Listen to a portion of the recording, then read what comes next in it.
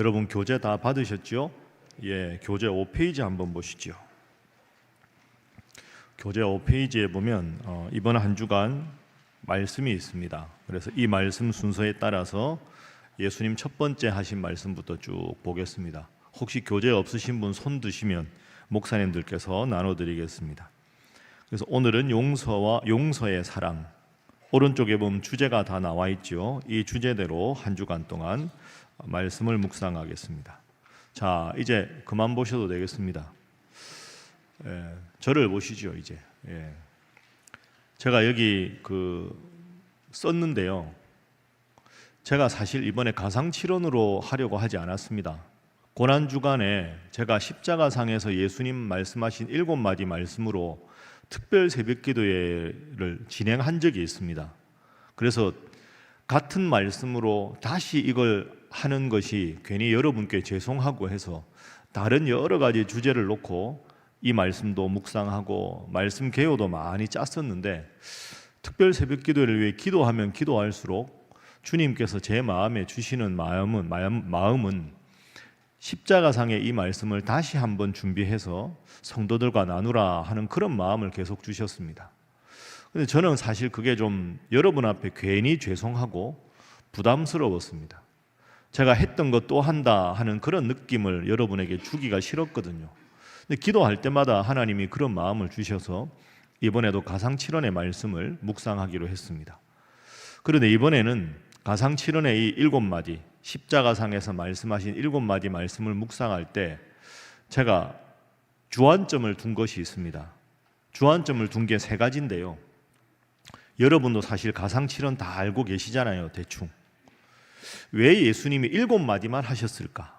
이게 제 첫 번째 질문이었습니다. 왜 6마디도 아니고 10마디도 아니고 7마디만 하셨을까? 이게 제 관심이었고, 말씀 준비할 때. 두 번째는 이 7마디 말씀을 하실 때 예수님이 어떤 마음이셨을까?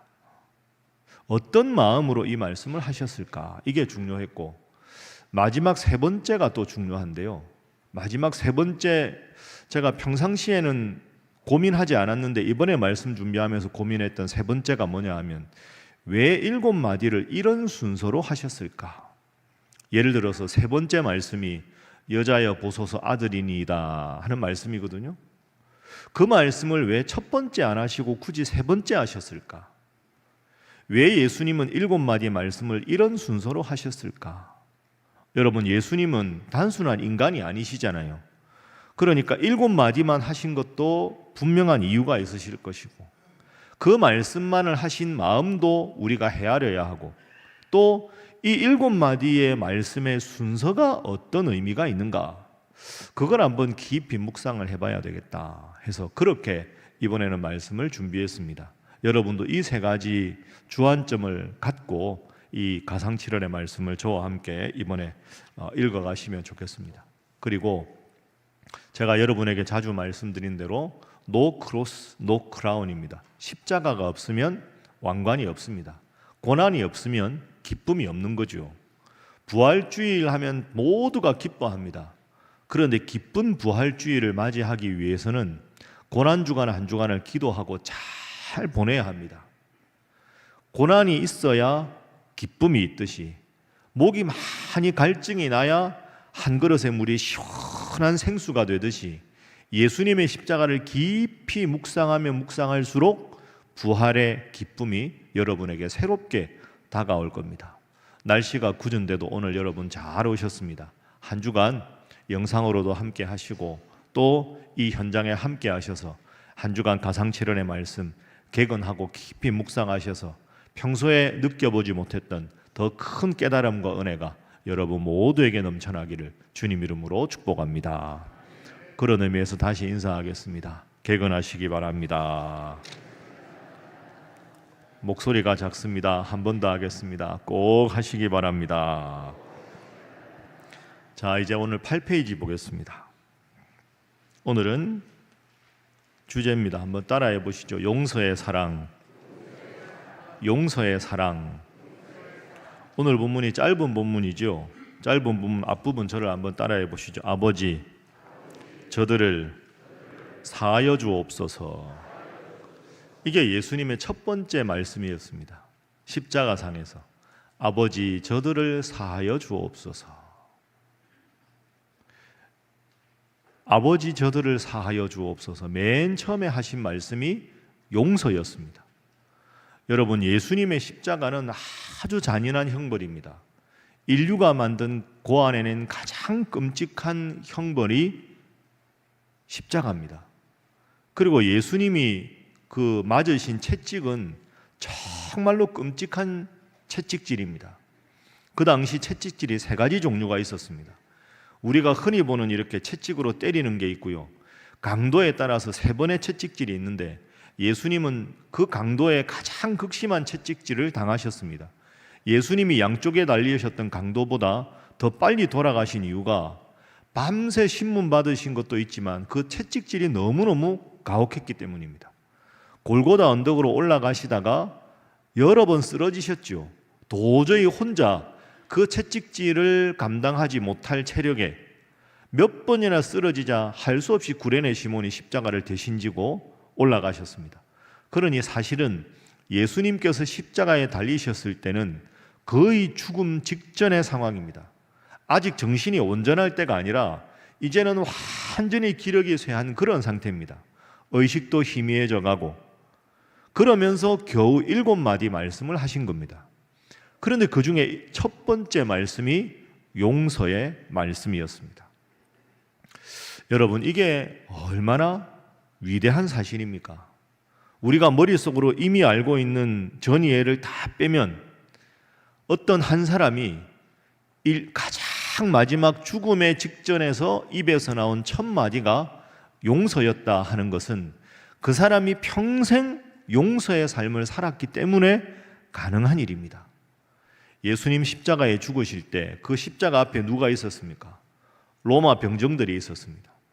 예수님을 십자가에 못 박으라고 빈정거리고 조롱하고 빌라도를 압박하던 종교 지도자들이 있었습니다. 어제 말씀드린 대로 주일날 그렇게 호산나 호산나 외치다가 예수를 십자가에 못 박으라고 태도가 돌변했던 수많은 무리들이 조롱하고 있습니다. 그 자리에 있어야 할 제자들은 전부 도망을 갑니다. 이제 사도 요한 하나 다시 돌아왔습니다. 전부 도망갑니다. 그 예수님이 십자가에서 죽어가시면서 실눈을 뜨고 그 앞에 있는 사람들을 보았을 때 여러분이라면 무슨 말씀을 처음에 하셨겠습니까? 하나님, 혹시 용서하더라도 저 사람 용서할 수 있는데 저 사람은 반드시 하나님 응징해 주십시오. 그런 마음이 드는 게 인지상정 아니겠습니까? 그런데 예수님이 저들을 다 용서해 주십시오. 이건 평생 용서하신 분이기 때문에 가능한 일입니다. 그래서 우리가 십자가상에서 예수님 첫 번째 하신 말씀에 대해서는 8페이지에 제가 서론에 썼습니다. 십자가는 이렇게 썼죠. 한번 저를 따라 읽어보시죠. 십자가는 인간의 죄악과 하나님의 용서가 만나는 곳입니다. 그죠? 우리의 죄 그리고 하나님의 용서가 만나는 곳, 그것이 바로 십자가입니다. 그리고 예수님은 그 십자가에서 첫 마디를 용서로 하셨습니다. 1번에 제가 쓴 대로 평생 용서와 기도로 살아오신 분이기 때문에 가능한 겁니다. 그리고 여러분, 이 점을 잘 생각해 보십시오. 한번 따라해 주시죠. 용서가 없으면 회복도 없습니다. 그렇죠? 용서하지 않으면 회복이 없습니다. 용서를 받지 않으면 회복이 일어날 수 없습니다. 예수님이 이 땅에 왜 오셨습니까? 하나님과 우리 사이에 죄악으로 멀어진 담을 다 허무시고 회복하기 위해서 오셨습니다. 그 예수님은 회복하기 위해서 오셨기 때문에 첫 마디가 용서였던 겁니다. 하나님과 우리 사이를 회복하기 위해 오신 예수님. 그러니 회복은 용서가 되어야, 내가 용서받아야 하고 내 마음속에 누군가를 미워하는 마음이 여전히 남아있는 게 아니라 말끔히 용서해야, 그래서 용서하는 사람과 용서받는 사람이 서로 부둥켜 안고 화해해야 온전한 회복이 일어나는 겁니다. 그래서 예수님은 첫 마디를 용서로 하신 겁니다. 여러분, 거듭 말씀드립니다. 예수님이 용서하실 때 그 앞에 있던 사람들, 용서받을 만한 사람이 한 사람도 없습니다. 겨우 말하자면 그래도 눈물 흘리고 따라온 소수의 여인들 빼고는 전부 용서받기 어려운 사람들 아닙니까? 예수님 십자가에 못 박으라고 말했던 사람들, 빌라도에게 압력을 넣었던 사람들, 희롱하는 로마 병정들, 예수님 그 옷 남은 것까지 다 가져가는 사람들, 그 사람들 앞에서 예수님이 용서를 말씀하셨습니다. 왜? 용서가 있어야 회복이 있기 때문에. 내가 이 세상에 하나님 아버지와 이 세상을 화해시키러 왔는데 마지막 순간에 나에게 몹쓸 짓을 했다고 해서 그들을 용서하지 못한다면 저들은 구원받을 기회가 없기 때문에. 그렇게 생각하면 여러분, 2000년 후에 오늘 우리가 아버지 저들을 사하여 주옵소서 할 때 저들 안에는 우리도 들어가는 겁니다. 내가 로마 병정이 아니어도, 내가 도망친 제자들이 아니어도, 내가 태도가 돌변했던 무리가 아니어도, 나도 때로는 예수님을 십자가에 못 박고, 나도 때로는 예수님의 마음을 아프게 해드린 적이 있다면 나도 예수님께서 저들을 용서해 주십시오 하는 그 저들 속에 내가 있다 라고 생각해야 오늘 이 말씀을 잘 이해할 수가 있게 되는 거죠. 그런데 여기에 우리의 고민이 있습니다. 여러분, 혹시 지금 여러분 마음속에 오늘 이 말씀을 실천해야 하는데 용서하지 못하는 분이 있으십니까? 이건 여러분이 스스로에게 꼭 질문하셔야 합니다. 늘 아는 말씀인데 오늘도 이 말씀을 묵상하는데 내 마음속에 절대 지금도 용서하지 못해서 화해하지 못하고 관계가 회복되지 못한 누가 있는가? 깊이 한번 생각해 보십시오. 오늘 하루 종일 생각해 보십시오. 오늘은 이거 하나만 하셔도 됩니다. 내가 지금 누군가를 용서하지 못해서 여전히 회복되지 않은 관계에 있는 누군가가 있는가? 예수님은 자신을 십자가에 못 박는 사람들을 위해서도 용서하셨는데 나는 과연 지금 용서했는가? 그런데 여러분 또 한편 어떻습니까? 자꾸 이런 말씀을 듣다 보면 어떨 때는 용서한 것 같고 어떨 때는 용서 안 한 것 같고 내가 용서한 것 같기도 하고 용서 안 한 것 같기도 하다, 이런 마음이 들 때가 있을 겁니다. 내가 그 사람을 정말로 용서했는가 안 했는가를 볼 수 있는 두 가지 중요한 시금석이 있습니다. 이 두 가지 질문에 여러분이 어떻게 반응하느냐에 따라서 내가 진정으로 용서했는가 안 했는가를 알 수 있습니다. 그게 뭐냐? 첫 번째, 내가 그분을 탁 떠올리면 그분을 위해서 기도할 수 있는가 하는 겁니다. 기도할 수 있다면 내가 용서한 겁니다. 왜? 여전히 밉고 여전히 보복하고 싶은 마음이 들면 얼굴을 탁 떠올리면 미운 감정, 섭섭한 감정부터 들거든요. 근데 내가 그분을 탁 떠올렸을 때 내가 그분을 위해 기도할 수 있느냐? 이게 내가 용서했느냐 안 했느냐의 기준입니다. 두 번째 기준은 그분과 나의 불편한 관계를 생각했을 때 그분만 잘못한 게 아니다, 나도 이런 점에서 잘못했다라고 나의 잘못도 함께 주님 앞에 기도할 수 있으면 용서한 겁니다. 이 두 가지를 꼭 여러분 스스로에게 질문해 보십시오. 제가 오늘 첫 번째 이 말씀 묵상하면서 고민 많이 했습니다. 제가 설교단에서 여러분에게 설교하는데 제가 누군가를 용서하지 못하고 여러분들에게 이런 말씀 드리면 제가 위선자가 되지 않겠습니까? 스스로에게 많이 물었습니다. 내가 정말로 용서했는가? 제가 얻은 결론이 이 두 가지입니다. 내 입에서 그를 위한 진정한 기도가 나오면 용서한 것이고, 그 사람만 일방적으로 잘못해서 나만 상처받은 게 아니라 그게 아니었구나, 나도 그때 그런 잘못을 범했구나, 나의 허물이 보이고 그것조차 주님 앞에 기도할 수 있을 때 용서한 겁니다. 여러분 이 두 가지를 꼭 기억하시고 우리가 고난주간 맞이하면서 마음속에 여전히 예수님의 십자가 생각하며 누군가 미워하는 마음이 있으면 그거 얼마나 주님 앞에 죄송한 일입니까? 주님은 우리를 위해서 십자가를 지셨는데, 나를 위해서 죽어주셨는데 나는 과연 어떠한가? 용서를 어렵지만 힘들지만 꼭 실천해서 온전한 회복이 여러분의 삶에 일어나기를 주님 이름으로 축복합니다. 옆에 분들과 인사 한번 하겠습니다. 꼭 용서하시기 바랍니다. 자, 이제 마지막 한 가지만 더 정리해 보죠. 그럼 내가 용서하고 싶은데 마지막 고민이 여기에 있습니다. 나는 용서하고 싶은 마음은 생각 속에 있는데 내 속에 용서할 마음의 여유가 없다는 겁니다. 내가 사랑이 이만큼 많으면 이만한 일도 용서할 수 있는데 이만한 일을 용서하자니 내 마음속에 사랑이 요만큼밖에 없습니다. 그러면 이만큼 용서를 못 하잖아요. 목사님 말씀 듣고 성경 말씀 읽고 용서하고 싶습니다 라고 하는데 내 마음속에 용서할 만큼의 사랑이 없습니다. 이게 우리의 문제입니다. 예수님이니까 용서했지, 나는 안 되는데 어떡합니까? 이게 우리의 고민입니다. 자, 그래서 저를 한번 따라해 보시죠. 용서하려고 애쓰기 전에 내가 먼저 용서받은 자임을 기억해야 합니다. 여러분 믿습니까? 이걸 기억하십시오. 애써서 용서하려고 하기 전에 내가 얼마나 하나님 앞에 크게 용서받은 사람인가를 깊이 묵상해 보십시오. 야, 나도 십자가에 있던 저 무리들과 다를 바가 없구나. 예수님이 나를 위해서 십자가에 죽으셨구나 해서 내 속에 있는 적은 사랑으로 용서하려고 하지 말고 내가 얼마나 주님 앞에 많은 은혜를 받았는지, 내가 얼마나 주님 앞에 크게 용서받은 사람인지를 느끼는 것.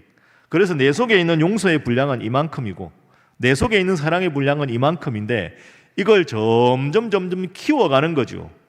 내 능력으로 키워가는 게 아니라 주님으로부터 오는 사랑과 주님으로부터 오는 은혜로 내 마음속에 충만한 사랑과 은혜와 용서를 채워가서 이 많이 가득한 용서의 마음, 사랑의 마음으로라야 누군가를 용서할 수 있습니다.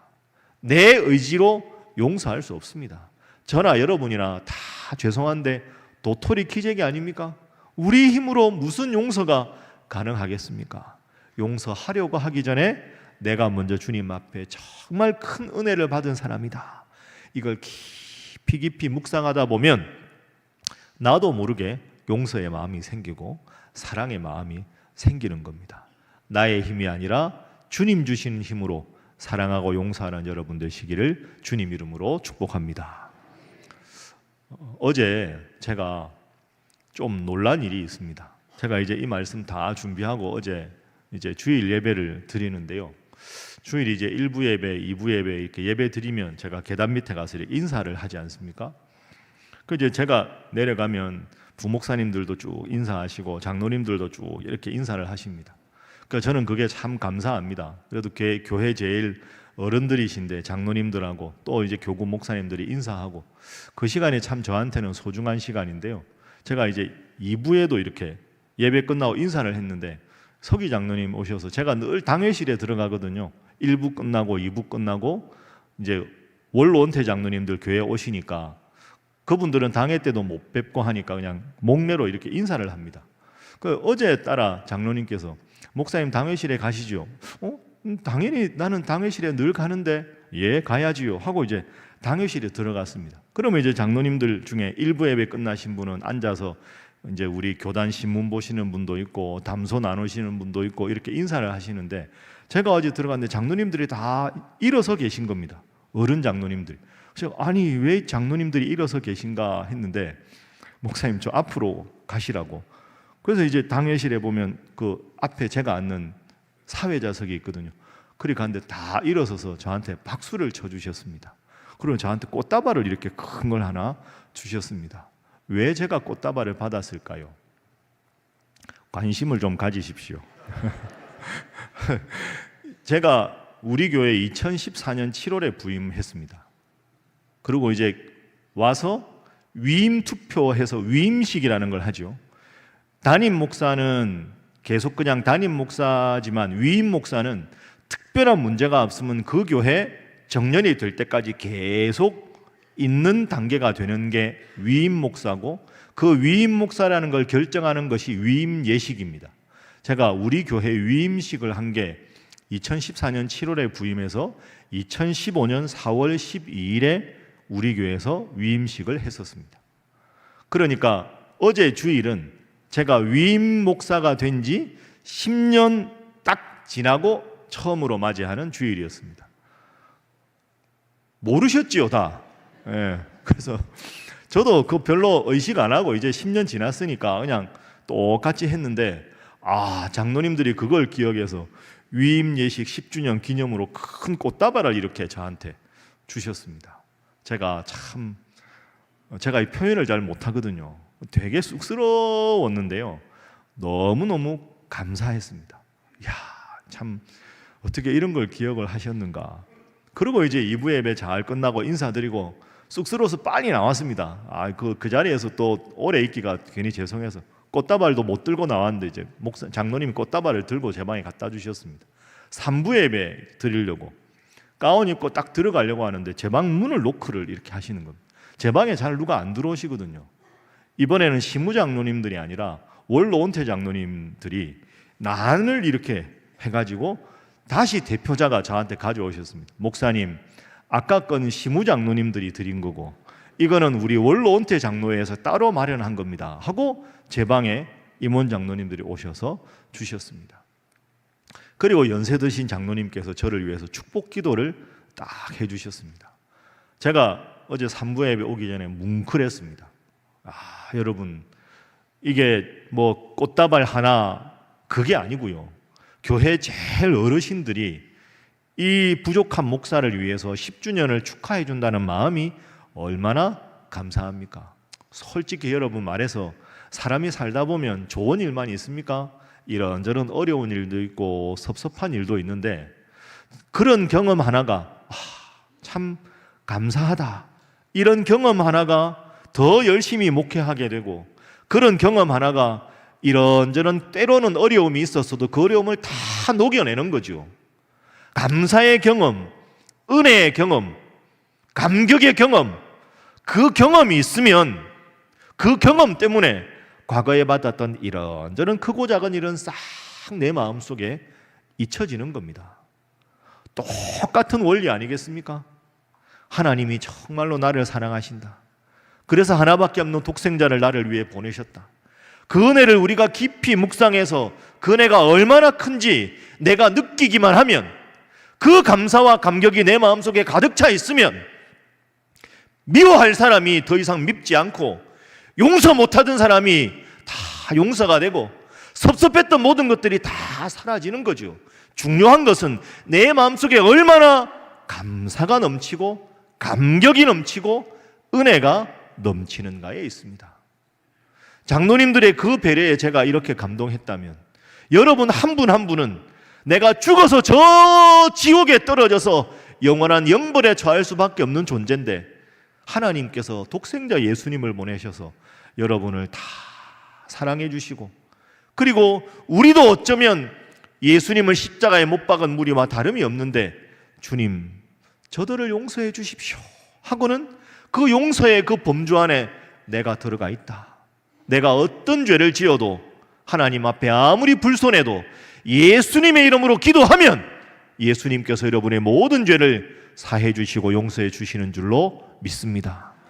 그 은혜를 깊이 느끼면, 그래, 내가 영원히 죽을 존재였는데 이렇게 살아있고, 더군다나 하나님 자녀가 되었는데 이 큰 은혜에 비하면 용서하지 못할 것이 무엇인가? 감사하지 못할 것이 무엇인가? 여전히 섭섭하다는 마음으로 내 마음 중심에 주님에 대한 사랑이 아니라, 서로에 대한 사랑이 아니라 누군가에 대한 미움과 정오와 판단만 가득하다면 주님께서 얼마나 섭섭해 하시겠습니까? 여러분, 오늘 이 말씀, 아버지 저들을 사하여 주옵소서, 이 말씀을 여러분 각자에게 주신 주님의 명령이라 생각하고, 여러분 마음속에 섭섭한 마음, 미워하는 마음, 증오하는 마음, 나만 일방적으로 상처받고 억울하다는 마음 다 내려놓고 주님 나를 사랑하신다. 그 사랑의 깊은 은혜 안에서 그 사랑을 회복해서 여러분 마음속에 온전히 용서와 사랑이 넘쳐나는 귀한 고난주간 되기를 주님 이름으로 축복합니다. 우리 예수님의 명령을 한번 보겠습니다. 에베소서 4장 32절 말씀 화면 한번 보십시오. 자, 주님 명령입니다. 이건 다 실천을 생각하면서 크게 읽어보시죠. 함께 읽습니다. 시작. 서로 친절하게 하며 불쌍히 여기며 서로 용서하기를 하나님이 그리스도 안에서 너희를 용서하심과 같이 하라. 아멘. 다시 한번 읽습니다. 시작. 서로 친절하게 하며 불쌍히 여기며 서로 용서하기를 하나님이 그리스도 안에서 너희를 용서하심과 같이 하라. 아멘. 이 말씀 꼭 기억하시고 친절하게 불쌍히 여기고 용서하십시오. 그래서 오늘 마지막 주제 한 번 더 따라합니다. 용서는 용서받는 사람이 아니라 용서하는 사람을 자유롭게 한다. 여러분 저 표현을 잘 생각하십시오. 용서는 용서받는 사람만 자유롭게 하는 게 아닙니다. 여러분이 누군가를 진정으로 용서하면 그래야 여러분 마음속에 자유함이 생깁니다. 그래야 평안함이 생깁니다. 용서는 누구를 위해서 하는 겁니까? 결국 나를 위해서 용서하는 겁니다. 상대방을 용서하는 게 억울한 게 아니고요. 용서를 해야 여러분의 마음에 기쁨이 있습니다. 내가 용서해야 내 마음속에 주님에 대한 사랑이 더 깊어집니다. 오늘 말씀 정리합니다. 아버지 저들을 사하여 주옵소서. 이 말씀 꼭 기억하셔서 오늘 하루 살아갈 때 여러분의 마음에 내가 용서해야 내 마음이 자유로워진다 생각하고 용서를 실천하는 하루가 되기를 주님 이름으로 축복합니다. 자, 우리 함께 기도하겠습니다. 여러분 눈 다 감으십시오. 눈 다 감으시고 이 시간 한번 떠올려 보십시오. 내 마음속에 여전히 불편한 관계, 내가 여전히 섭섭해하고 나에게 상처를 준 과거의 기억 때문에 용서하지 못한 사람, 여전히 서먹서먹한 관계에 있는 사람, 여전히 말도 붙이기 싫은 사람, 그런 사람들 얼굴을 한번 떠올려 보십시오. 여러분 떠올리셨으면 꼭 기억하십시오. 그분을 용서하는 것은 그분을 위한 게 아닙니다. 그분을 용서해야 내 마음에 진정한 평안이 있기 때문에 내가 나를 위해서 용서해야 하는 겁니다. 내가 그분을 진정으로 용서했는가 알고 싶으십니까? 두 가지 꼭 기억하십시오. 내 입에서 기도가 나와야 그를 진정으로 용서한 겁니다. 기도하면서 그분의 허물만이 아니라 나도 이런 잘못이 있었구나, 나도 참 부족했구나, 스스로의 죄를 하나님 앞에 회개할 수 있어야 진정으로 용서하는 겁니다. 오늘은 이 한 가지만 우리 주님 앞에 기도하고 각자 또 식사하고 삶의 자리로 돌아가겠습니다. 주님, 우리 주님께서는 아버지 저들을 사하여 주옵소서라고 기도하셨습니다. 주님, 제 힘으로 제 능력만으로 제 의지만으로는 용서할 능력이 없습니다. 내가 주님 사랑을 얼마나 많이 받았는지 이 시간 기억하게 하시고 내 마음속에 온전히 주님의 사랑과 주님의 용서의 마음을 부어주셔서 그 마음으로 용서하여 내 마음에 주님 주시는 평안과 사랑이 온전히 가득하게 하여 주시옵소서. 이 한 가지 제목으로 다 함께 우리 주님 앞에 기도하겠습니다. 함께 기도합니다. 주여 믿습니다. 주여 믿습니다. 주여 믿습니다.